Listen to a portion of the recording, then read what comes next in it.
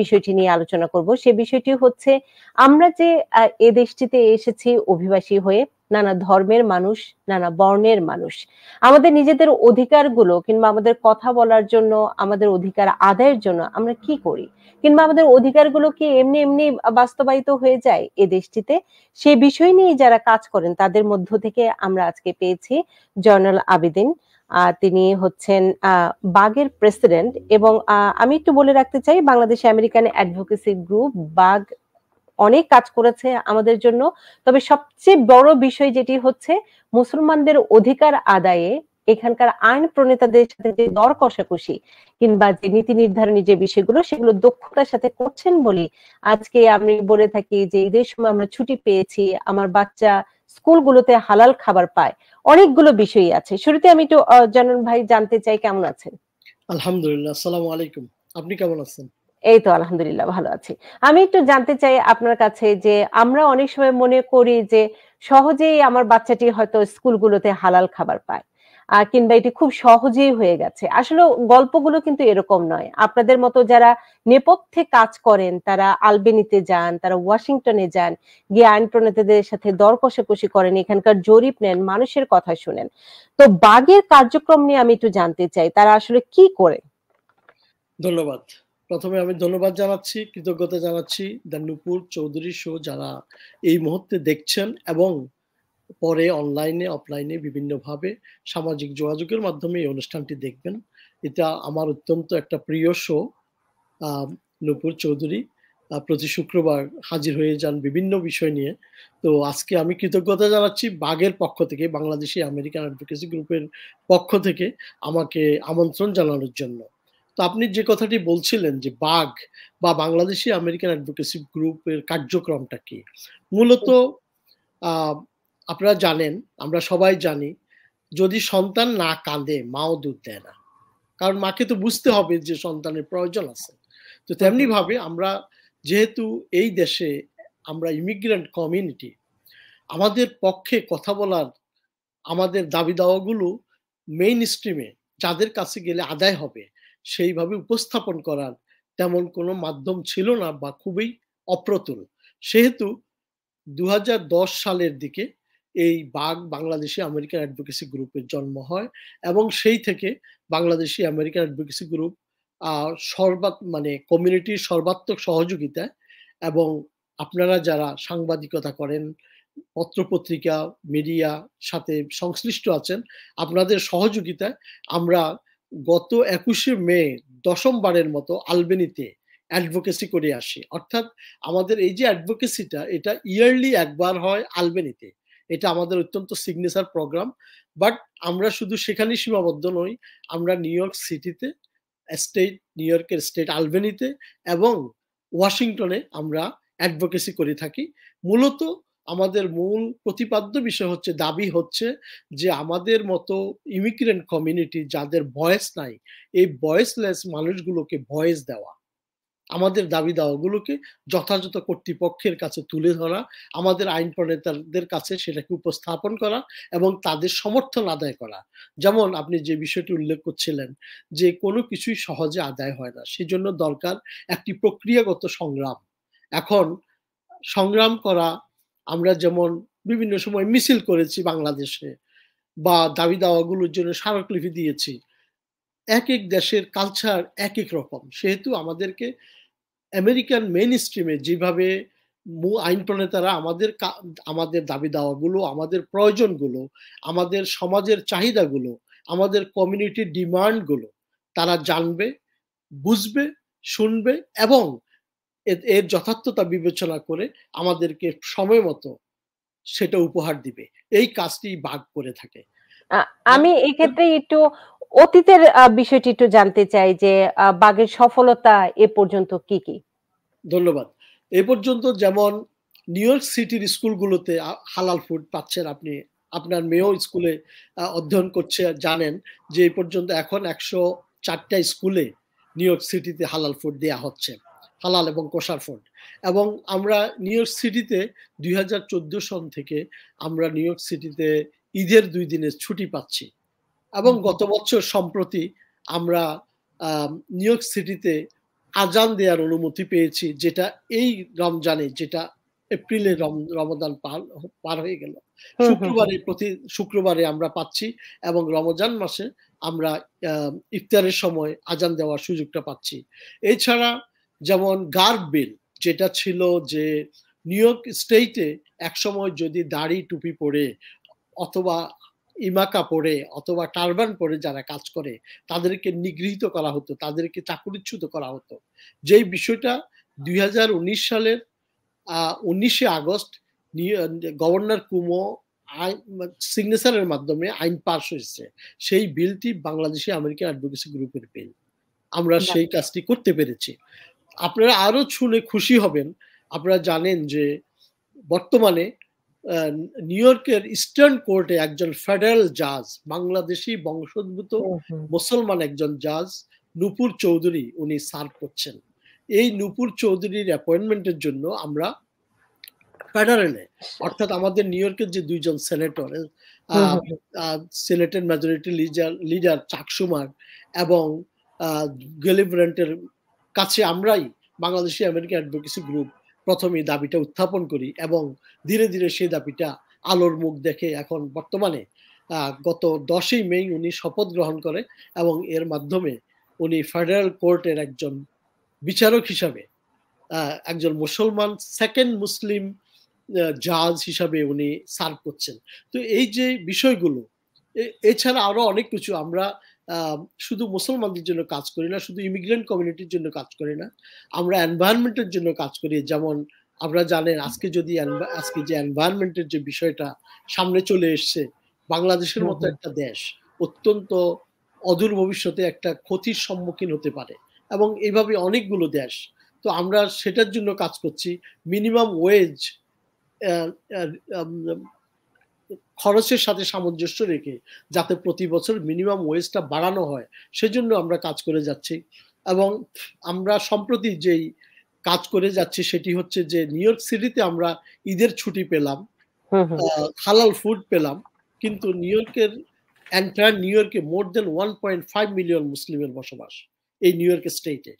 Out of 20 million people, 1.5 is a big number. আমাদের এই যে আমাদের এই বৃহৎ একটা জনগোষ্ঠী, যাদের বাচ্চারা শুধু নিউ ইয়র্ক সিটিতে পড়ে না, সারা স্টেটে ছড়িয়ে ছিটিয়ে আছে, আমরা চাই নিউ ইয়র্কের এন্টায়ার স্টেটে ঈদের ছুটিটা বাস্তবায়িত হোক। আমরা চাই হালাল ফুডটা, কোশার ফুডটা নিউ ইয়র্ক স্টেটে বাস্তবায়িত হোক, এবং আমরা চাই নিউ ইয়র্ক স্টেটে একটি মুসলিম অ্যাডভাইজরি কাউন্সিল গঠিত হোক, যার মাধ্যমে যখন নিউ ইয়র্ক স্টেটে কোনো আইন পাস হবে তার আগে মুসলিম লিডারদের সাথে আইন প্রণেতারা যাতে বসার সুযোগ পায়, আমাদের ইনপুটগুলো আমরা যাতে দেওয়ার সুযোগ পাই। এটা হবে উইন উইন সিচুয়েশন। সেটি, এবং এই বিষয়টি ভবিষ্যতের আলোচনা করার আগে আমরা নুসরাত জাহান চৌধুরীকেও অসংখ্য আমি বলবো শুভেচ্ছা জানাতে পারি, কারণ আমাদের প্রথম বাংলাদেশি বংশোদ্ভূত তিনি বিচারক হয়েছেন, যার কথা আপনি বলছিলেন যে এভাবেই আস্তে আস্তে আমরা এগিয়ে যাচ্ছি। তো আমি আরেকটি বিষয় জানতে চাই, বাগ এবং জয়নাল আবেদিন সম্পর্কটি আমি একটু রসায়ন জানতে চাই। বর্তমানে আমি এই বাগের প্রেসিডেন্ট হিসাবে সার্ভ করছি। আমি সংগঠনের সাথে প্রায় একেবারে শুরু থেকেই আমি ছিলাম না, 1 বছর পরেই আমি জয়েন করি, এবং 6 বছর আমি সেক্রেটারি হিসাবে, বাগের জন্ম 2010 সালে। তো আমি 6 থেকে 7 বছর সেক্রেটারি হিসাবে ছিলাম, জেনারেল সেক্রেটারি হিসাবে। এরপরে 3 বছর আগে থেকে আমি প্রেসিডেন্ট হিসাবে সার্ভ করছি। তো আলহামদুলিল্লাহ এই সময়টুকুতে I am enjoying my time, কারণ কমিউনিটির জন্য কিছু করার যে সুযোগ এই সৃষ্টি হলো। এবং হ্যাঁ, আমাদেরকে অত্যন্ত ক্রিয়েটিভ হইতে হয়। যেমন একটা উদাহরণ দিলে বুঝতে পারবেন যে আপনারা জানেন যে 501c3 যেসব অর্গানাইজেশন গুলো নিউ ইয়র্কে আছে, এই অর্গানাইজেশন গুলো ট্যাক্স ব্রেক পেয়ে থাকে। এই ট্যাক্স ব্রেকের সুযোগে একটি গোষ্ঠী সেই টাকাটা দিয়ে প্যালেস্টাইনে, তেল আবিবে, মানে তাদের যে বসতি, যারা ওখানকার স্থায়ী বসতি ছিল, যাদের স্থায়ী বসতি, সেই বসতিগুলো ভেঙে সেখানে জুসদের জন্য বসতি স্থাপন করছে। যখন আমরা এই জিনিসটা আমরা জানতে পারলাম, এখন আমরা একটা বিলের উপরে কাজ করছি। এই বিলটি হচ্ছে নট ইন আওয়ার ডাইম।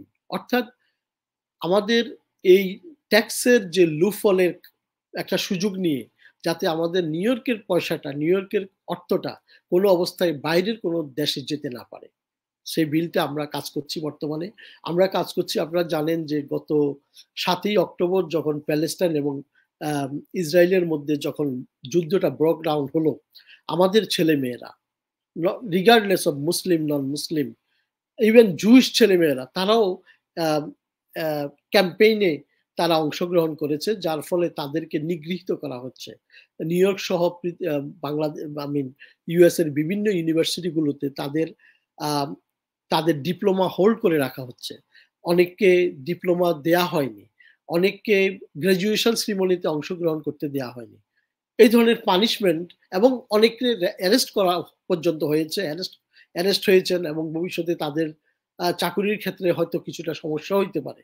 তো আমরা নিউ ইয়র্ক থেকে একটা বিল যেটা উত্থাপন করেছি, সেটা হচ্ছে যাতে ইসলামোফিয়ার নামে অথবা অ্যান্টিসেমিটিজম, যেটা জুইশদেরকেও আমরা প্রোটেক্ট করতে চাই। কারণ আমরা চাই মুসলমান হিসাবে, বাংলাদেশি হিসাবে, ইমিগ্রেন্ট কমিউনিটি হিসাবে আমরা চাই যে এই দেশে আমরা আমাদের সম্মান নিয়ে আমরা বেঁচে থাকি, যাতে কেউ আমাদেরকে নিগৃহীত করতে না পারে। অ্যাট দ্য সেম টাইম আমরাও কাউকে নিগৃহীত করতে চাই না। আমরা একটি সুন্দর সমাজ গঠনে আমরা ভূমিকা রাখতে চাই। সেহেতু আমরা চাই যে যেই ছেলে মেয়েরা এই এনকামমেন্টে অংশগ্রহণ করেছে, কোনো অবস্থায় এটা তাদের একটা গণতান্ত্রিক অধিকার। একটি দেশে আমরা একটা প্রশ্ন নেই, কারণ দর্শক প্রশ্ন করেছেন। শিপলু খান প্রশ্ন করেছেন, আপনারা কি লং আইল্যান্ডের স্কুলগুলোর জন্য কাজ করছেন কিনা? আমরা এন্টায়ার নিউ ইয়র্ক স্টেটের জন্যই কাজ করছি, রাইট? নিউ ইয়র্ক স্টেটের জন্য আমরা কাজ করছি, যেটা আমরা স্টেটে যে কথাগুলো বললাম, যদি হালাল ফুডটা বাস্তবায়িত হয়, নিউ ইয়র্কের 1.5 মিলিয়ন মুসলিম সেটার সুবিধা পাবে। যদি ঈদের ছুটিটা, যেটা আরেকটা খুশির খবর হচ্ছে, ইতোমধ্যে আমাদের নিউ ইয়র্ক স্টেটের 2 দিনের যে ঈদের ছুটি, যেটা আমরা নিউ ইয়র্ক সিটিতে পেতাম, কিউনি সেটা অ্যাপ্রুভ করেছে। কিউনি নিউ ইয়র্ক সিটিতে অ্যাপ্রুভ করেছে অলরেডি। শুধু ঈদের ছুটি নয়, আমরা দিওয়ালির জন্য ফাইট করেছি। আমরা চাইনিজদের যে তাদের যে নিউ ইয়ার, আমরা চাই যে সবাই যাতে এটা একটা নিউ ইয়র্ক যাতে একটা ইনক্লুসিভ একটা সোসাইটি হয়, আমরা সেই লক্ষ্যে কাজ করে যাচ্ছি। তো আমাদের ঈদের ছুটিটা যদি বাস্তবায়িত হয় সুনি সহ সকল নিউ ইয়র্ক স্টেটে স্কুল কলেজে, তাহলে সবাই এর সুবিধাটা পাবে। এবং শিপ্রু খান, আশা করি আপনার উত্তর পেয়েছেন। আমরা একটু ভবিষ্যৎ পরিকল্পনা নিয়ে একটু জানতে চাই, আর কি কি নিয়ে কাজ করছেন? ধন্যবাদ। আমরা ভবিষ্যৎ পরিকল্পনার মধ্যে একটি জিনিস আমি বলবো, আপনি একজন মা হিসাবে আপনি গর্ব করতে পারেন সন্তানকে নিয়ে, যে আমরা যতটুকু জেনেছি আপনার মেয়ে, আমি এই মুহূর্তে তার নামটা ঠিক চৌধুরী জারিন সাইয়ারা। জি, ওর নাম হচ্ছে চৌধুরী জারিন সাইয়ারা। জারিন সে যখন মনে হয় 4 বছর আগে সে রোজার মধ্যে যখন নিজে দেখলো, এই যে কিভাবে আমরা দাবিটা উত্থাপন করি, তার একটা উদাহরণ হচ্ছে জারিন যখন সে নিজে দেখলো যে সে রোজা রেখেছে, কিন্তু সেই সময় যদি মুসলিম বাচ্চারা যারা রোজা রেখেছে তাদের সামনে যদি অন্যেরা ফুড খায়, অন্যেরা লাঞ্চ করে, তাহলে একটা অডও লাগে, এবং স্বাভাবিকভাবে এটা একটা আনইজ একটা সিচুয়েশন হয়। তো সে তার স্কুলে যখন দাবিটা তুললো, যে প্রিন্সিপালকে বললো যে এটা সে ভালোভাবে নিচ্ছে না, সেই স্কুল কিন্তু তাকে রেসপেক্ট করে সেটা বাস্তবায়িত হলো। সেই স্কুলে পরবর্তী সময়ে স্কুলের আর কোনো বাচ্চাকে যারা রোজা রেখেছে তাদেরকে লাঞ্চের সময় আলাদা করে রাখা হলো, যাতে যারা খাচ্ছে তারা খেতে থাকুক, তারা যাতে না দেখে, এবং এট দ্য সেম টাইম এরা তাদের শুধু ছুটিটা পেল। এই যে বিষয়টা, আমরা ঠিক সমাজটাকে আমাদের যখন যে ডিমান্ডটা হয়, তখন আমরা এই জিনিসটা এইভাবেই পিক করি। যেমন ধরেন, এই যে আমরা ভবিষ্যতের যে পরিকল্পনার কথা বললাম, যাতে আমাদের ট্যাক্সের টাকা কোনো অবস্থায় বাইরের কোনো দেশে গিয়ে সেটা যাতে যেমন তাদের বসতি থেকে তাদেরকে তুলে দিয়ে সেখানে বসতি স্থাপন করা হচ্ছে একটা বিশেষ গোষ্ঠীর জন্য, সেটা যাতে না, সেটি মানবতা বিরোধী। দ্বিতীয় যে বিষয়টা, আমরা চাচ্ছি যে মুসলমানদের যেহেতু একটা অব্লিগেশন আছে, সুদের সাথে সম্পৃক্ত হওয়া যায় না।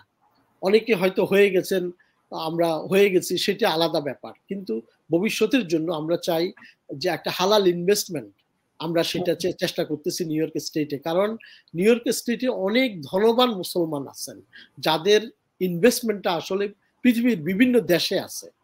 যদি এখানে সুদকে বাদ দিয়ে যদি হালাল করে ইনভেস্টমেন্টের জন্য ব্যবস্থা করা যায় তাহলে ওই টাকাটা নিউ ইয়র্কেই খাটবে, ফলে আমাদের অর্থনীতি সমৃদ্ধ হবে, আমাদের নিউ ইয়র্ক স্টেট আরো বেশি ট্যাক্স আহরণ করতে পারবে এবং যারা ইনভেস্ট করবে তারা জেনারেশনাল একটা ওয়েলথ ক্রিয়েট করতে পারবে। আরেকটা জিনিসের উপরে আমরা কাজ করছি, সেটা হলো ব্যাংকিং হোয়াইল মুসলিম। আমরা যে সবাই জানি 2001 সনে যখন সেই বৃহৎ ঘটনা ঘটে গেল নিউ ইয়র্কে, এরপরে অনেক মুসলমান কেন বিভিন্ন ধর্মের যাদের নাম হয়তো মুসলমান কিন্তু আসলে মুসলমান না, মুসলমানের মতো নাম, এই ধরনের অনেক লোক কিন্তু নিগৃহীত হয়েছে। ইভেন শিখরা নিগৃহীত হয়েছে, যেহেতু তারা টারবান পরে প্রথমে দুই একজন শিখ মেরেও ফেলা হয়েছে। তো আমরা যেটার উপরে কাজ করছি Muslim while banking while Muslim, it means অনেকগুলো ব্যাংক অ্যাকাউন্ট বন্ধ করে দেওয়া হয়েছে। তো এই আমরা যে গত 21 তারিখে আমাদের দশমবারের মতো ফিজিক্যাল যে আমরা অ্যাডভোকেসি করে আসলাম, সেখানে কেয়ার আমাদের পার্টনার ছিল। কেয়ার এই বিলটা এনেছে, আমরা সেটার কো স্পন্সর, এবং এই বিলটার উপর আমরা কাজ করছি যে যাতে কোনো অবস্থায় কাউকে প্রপার এক্সপ্লেনেশন না দিয়ে কোনো ব্যাংক অ্যাকাউন্ট বন্ধ করতে না পারা যায়।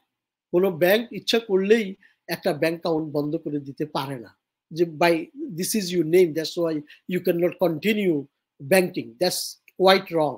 তো আমাদের কাছে অনেকগুলো ইনফরমেশন আছে, তার প্রেক্ষিতে আমরা এই বিলটার উপরে কাজ করছি যে যে কেউ ব্যাংকিং করার অধিকার আছে, যদি তাকে কোনো কারণে ব্যাংকিং করার অধিকার থেকে বঞ্চিত করা হয় তার আগে একটা প্রপার এক্সপ্লেনেশন দিতে হবে এবং প্রয়োজনে তাকে ব্যাটল করার সুযোগ দিতে হবে। কারণ আমরাও চাই না যে যদি কোনো অবৈধ লেনদেন হয়ে থাকে, আমরাও চাই না সেটা চালু থাকুক, বাট একটা রেগুলার লেনদেনের ক্ষেত্রে শুধু নামের কারণে অথবা ধর্মের কারণে কোনো মানুষ নিগৃহীত হবে, this is actually that's human রাইটের লঙ্ঘন।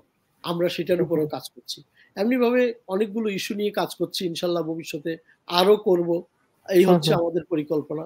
আর জেরিন যে বিষয়টা এনেছে এটা নিয়ে আমরা দুই একজন স্কুলের প্রিন্সিপাল এবং সুপারিনটেন্ডেন্টের সাথে কথা বলেছি, এবং এই বছর মানে যেই বছরটা আমরা এই এপ্রিলে পার করলাম, এখানে আপনারা খবর নিয়ে দেখবেন যে কয়েকটা ডিস্ট্রিক্টে কিন্তু এটা ফলো করা হয়েছে, এবং ইনশাআল্লাহ ভবিষ্যতে এই বিষয়টা আরো আমরা কাজ করব, এটা বাস্তবায়িত হবে।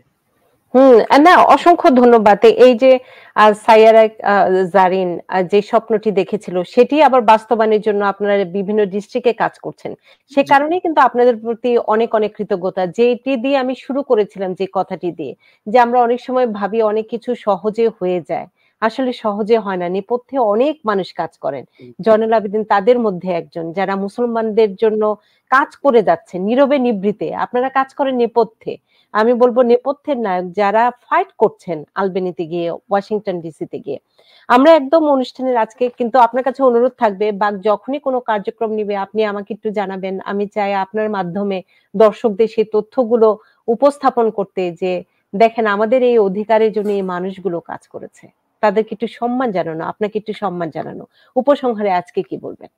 ধন্যবাদ আপনাকে, এবং অ্যাগেইন নূপুর চৌধুরী শো যারা দেখছেন এবং ভবিষ্যতে দেখবেন, সবাই প্রতি কৃতজ্ঞতা।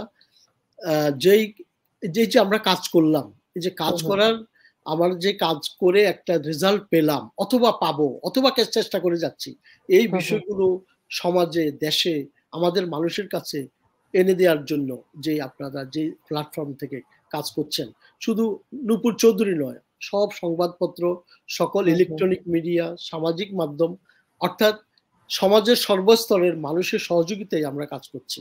আমরা একা কোনোদিন কোনো কিছু করতে পারবো না। আমি যে কথাটি সবসময় বলি, বাংলাদেশের প্রায় 400 সংগঠন আছে এই নিউ ইয়র্কে। অনেকে জিনিসটাকে নেগেটিভলি দেখে, কিন্তু আমি ব্যক্তিগতভাবে অত্যন্ত পজিটিভলি দেখি। আমি অলওয়েজ বলে থাকি, এই 400 সংগঠন থাকার কারণে 400টা সংগঠনে অন্তত 2 জন করে হলেও আমরা 800 লিডার পেয়েছি। এর মাধ্যমে আমরা আমাদের এই কাজগুলো আমরা সবার কাছে পৌঁছে দিতে পারবো। আমি যে কথাটি বলতে চাই, আমরা এখন যেই বিষয়টার উপর সম্পূর্ণ জোর দিয়ে কাজ করছি, আপনারা জানেন আগামী বছর অর্থাৎ 2025 সালে নিউ ইয়র্ক সিটিতে কাউন্সিল মেম্বার ইলেকশন হবে, মেয়র ইলেকশন হবে, পাবলিক অ্যাডভোকেটের ইলেকশন হবে। এখন থেকে আমাদেরকে সেই জন্য কাজ করতে হবে। আমি সবাইকে উদাত্ত আহ্বান জানাই, এই যে আমাদের কমিউনিটিতে এখন যে একটা হিড়িক যেটা বনভোজন চলছে, এই বনভোজনটাকে যাতে আমরা কাজে লাগিয়ে প্রত্যেকটা বনভোজনের প্রত্যেকটা স্পটে আমরা যাতে একটা সচেতনতা ক্রিয়েট করতে পারি, যে সবাই যাতে আমরা যারা ভোটার হতে পারি, আমরা যাতে ভোটার হিসেবে ভোটারটা রেজিস্ট্রেশন করে নেই। কারণ আপনি যদি ভোটার হয়ে এই দেশের সিটিজেন হন, অবশ্যই আপনাকে রেজিস্ট্রেশনটা করতে হবে। রেজিস্ট্রেশন যদি না করেন আপনি ভোট দিতে পারবেন না। আর যদি ভোট দিতে না পারেন তাহলে আপনি এই দেশে কোনো অধিকার আদায় করতে পারবেন না। তো এই জন্য বিনীতভাবে সবাইকে একটা মেসেজ দিতে চাই, যে যেখানে আছেন ভোটার হন, রেজিস্ট্রেশন করেন, এবং যখন ভোট আসে অবশ্যই আপনারা ভোটে অংশগ্রহণ করবেন। এর মাধ্যমে আমাদের আগামী দিনের পথ চলা অনেকটা সহজ হবে। ধন্যবাদ।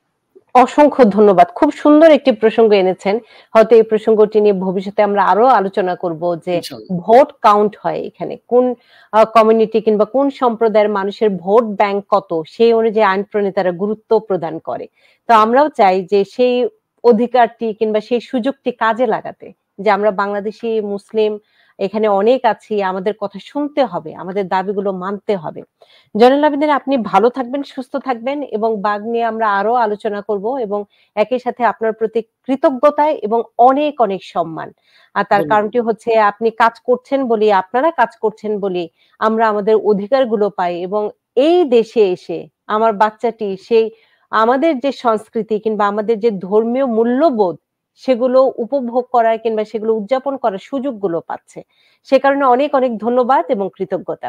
এবং একই সাথে দর্শক, আমি বলে থাকি এই অনুষ্ঠানটি মূলত তথ্যমূলক অনুষ্ঠান, যেখানে আমরা বিভিন্ন তথ্য উপস্থাপন করে থাকি। একই সাথে আমাদের কমিউনিটির জন্য যারা কাজ করছেন নীরবে নিভৃতে, তাদের সাথেও একটু কথা বলার চেষ্টা করি, তাদের কাছ থেকে বিভিন্ন তথ্য আপনাদের কাছে জানাই। এবং আপনারাও লিখে জানাতে পারেন কোন বিষয়টি নিয়ে আপনারা জানতে চান কিংবা কোন বিষয়টি নিয়ে আলোচনা করা দরকার, সে বিষয়গুলো নিয়েও কিন্তু আমরা প্রসঙ্গ তুলি। কারণ আপনাদের প্রশ্ন এবং মতামতের ভিত্তিতেও কিন্তু আমি অনেক সময় অতিথি নিয়ে আসি এবং তাদের সাথে সে বিষয়টি নিয়ে আলোচনা করি।